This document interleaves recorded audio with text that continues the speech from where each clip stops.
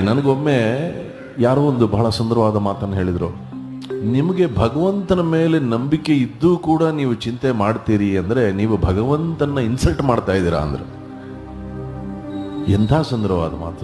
ಹಾಗಾಗಿ ನಿಶ್ಚಿಂತೆಯಿಂದ ನೀನು ಕೊಟ್ಟಿದ್ದೇ ಪ್ರಸಾದ ತಂದೆ, ನೀನು ಹಿಂಗಿಟ್ರೆ ಹಿಂಗಿರ್ತೀನಿ, ಹಂಗಿಟ್ರೆ ಹಂಗಿರ್ತೀನಿ. ಬಿಸಿಲಲ್ಲೇ ಒಣಗಿಸು, ನೆರಳಲ್ಲೇ ಮಲಗಿಸು ರಾಘವೇಂದ್ರ. ಉತ್ತರ ಕೊಡ್ತಾನೆ ರಾಘವೇಂದ್ರನ್ಗೆ.